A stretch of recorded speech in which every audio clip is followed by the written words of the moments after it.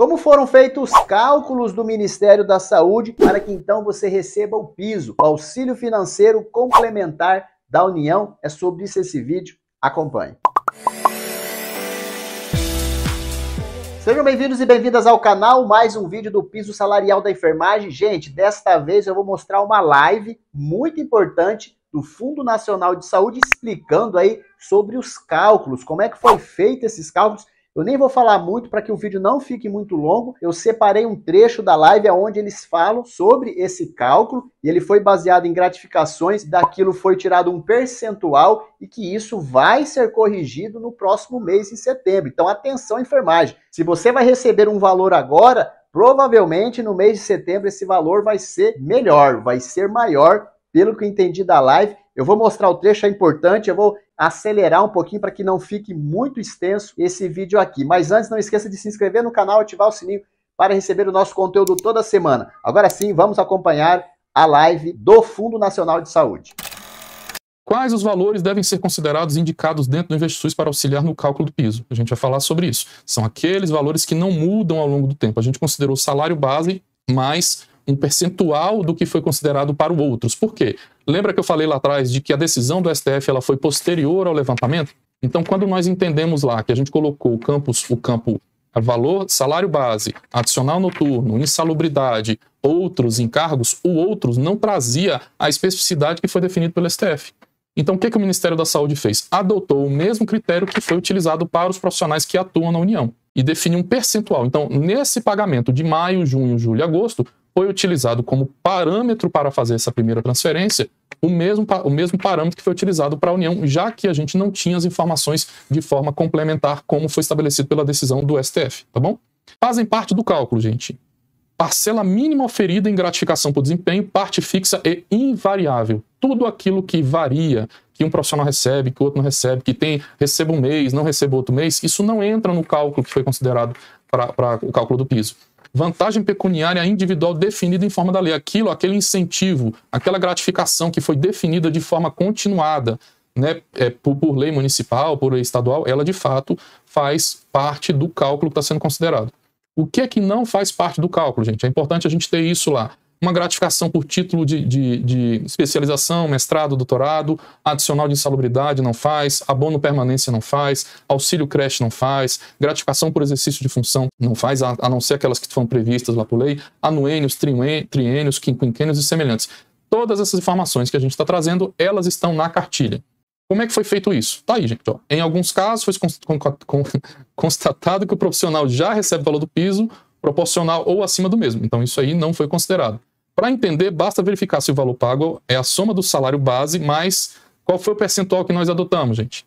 66% para enfermeiro, 57% para técnico, 63% para auxiliar de enfermagem e parteira. Naquele campo, outros. De novo, Dácio, por que vocês atribuíram isso? Primeiro, porque a gente precisava de um parâmetro. O parâmetro utilizado foi o que nós aplicamos para a União, já que nós não tínhamos as informações, né, de acordo com o que foi estabelecido pelo STF, consideramos isso como um parâmetro de partida para essa discussão.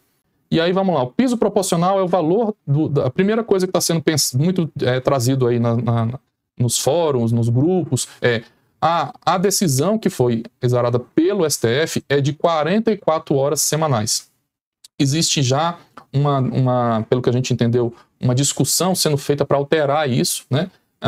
Inclusive na sexta-feira saiu o acórdão e com isso possibilitou abrir o prazo para os embargos que serão realizados, e isso vai trazer mais clareza sobre o que muitas dúvidas que todos nós temos e a gente ainda não tem certeza quanto a isso. E aí a gente queria entrar com vocês para todo mundo entender por que a gente teve essa preocupação de trazer isso para vocês. Porque essa é uma ferramenta que é uma ferramenta para os gestores do SUS, né? Então a gente para os estados, para os municípios, que tem esse papel principal para outras finalidades também de forma complementar, como está na própria lei orgânica do SUS, as entidades privadas sem fins lucrativos também acessam o InvestiSUS para poder fazer isso, né? Mas nesse momento a gente entendeu que para o piso da enfermagem, só poderia acessar os estados e os municípios, até pela própria capacidade de processamento que a gente tinha aqui. E aí a gente queria mostrar para vocês como é que funcionou isso, para você que é profissional da área de enfermagem, que está nos acompanhando aí também, entender como é que foi feito esse cadastramento, tá? Então, primeira coisa que a gente precisa dizer, esse é um sistema logado, gente. O que que significa dizer? Só acessaram esse sistema os perfis que têm responsabilidade com a gestão de forma que são as autoridades máximas, né?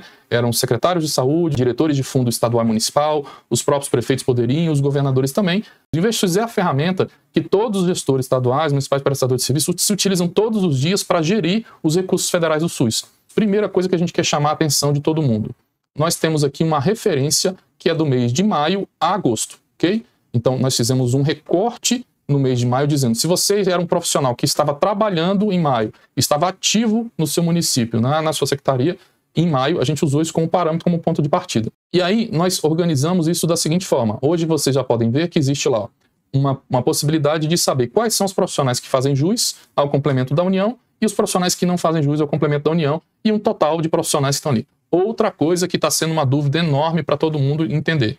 Nós consideramos aqui a gestão municipal e a gestão estadual. Entretanto, todos os municípios que têm serviços que são de gestão dupla, esses recursos foram depositados para o Estado. E aí a gente trouxe isso dessa forma para que vocês, por meio do InvestiSUS, saibam quem é que vai receber pelo município, quem é que vai receber pelo Estado. Gestor, especialmente gestor público e gestor em saúde, né, a gente sempre tem essa categorização aqui, ele precisa ter segurança para fazer as ações dele, porque a gente está falando de um recurso que é um recurso público e ele é especialmente para a saúde. Então, os recursos chegarão aos profissionais de enfermagem, mas os gestores, eles precisam ter segurança para isso. Por isso que a gente está trabalhando aqui todo dia em função do CBO. Lembra do CBO que eu falei? Nós só consideraremos os profissionais que estão registrados. Por que a gente está fazendo isso? Porque em algum momento haverá um confronto dessas informações com as demais bases oficiais, né, de gestão. E é importante que a gente seja muito assertivo nisso de colocar os profissionais de enfermagem. O valor que foi informado por vocês nos municípios, né, da remuneração é mensal. E aí a gente criou aqui, para não ter dúvida, o valor do complemento mensal que a gente entendeu com base naquele cálculo, que seria o complemento da União. Ok? Então, assim, nós individualizamos o valor de cada um dos profissionais para facilitar o trabalho de cada um dos gestores. O que a gente tem pedido, gente, desde que a gente divulgou, e esse talvez seja o grande esforço nos próximos dias. Você que está no município, que trabalha aí na gestão, né? Você pode usar esse botãozinho aqui, chamado planilha para carga, você pode clicar nele e você pode exportar essa planilha para enviar para o seu prestador de serviço. Nós sabemos que é um tempo muito pequeno para a gente levantar mais de 1 milhão de informações. Por isso que a gente antecipou a disponibilização dessas informações, de modo que vocês já possam exportar isso daí e encaminhar para cada um dos prestadores de serviço. Esse é o campo que foi utilizado para cada um dos profissionais. Né? Então, lembrando aí daquele primeiro momento, a gente pegou lá o QNES, então necessariamente a gente está entendendo que para identificar um profissional da área de enfermagem, pelo menos no âmbito da saúde, a gente está usando o QNES, que é o Cadastro Nacional de Estabelecimento de Saúde, e aí, gente, vem o nosso primeiro apelo, né? Todos nós que somos gestores, nós precisamos atualizar o QNES todos os meses. No caso do profissional, CPF, se estava ativo em maio, CBO, qual é a sua carga horária semanal, qual é o seu salário base, a insalubridade, o adicional noturno, outros valores, né, que é outros encargos. De novo, gente, tudo isso foi feito antes da decisão do STF. É importante que a gente entenda isso. O que é que vai ser possível e a gente precisa fazer isso a partir do dia 1º de setembro?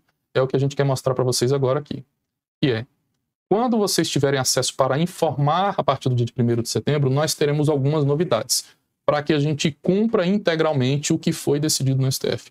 Então lá vocês têm lá, vamos poder ajustar as informações que foram feitas de maio a agosto, né? E aí, super importante dizer isso, todos os ajustes serão reavaliados aqui pela equipe do Ministério e nós faremos o repasse retroativo ao mês de maio.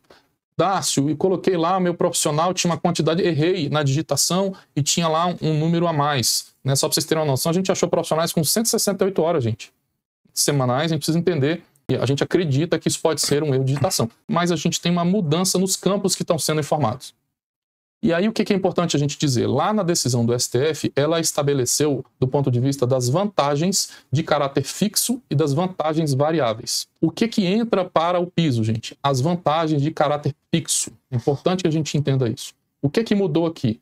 Aquele campo outros, nós abrimos ele em 2 novos campos. Vantagem de caráter fixo, vantagens variáveis. Ok? E aí a gente aproveitou para também uma discussão que estava sendo feita sobre encargos. Nós separamos o que são encargos trabalhistas e o que são encargos patronais.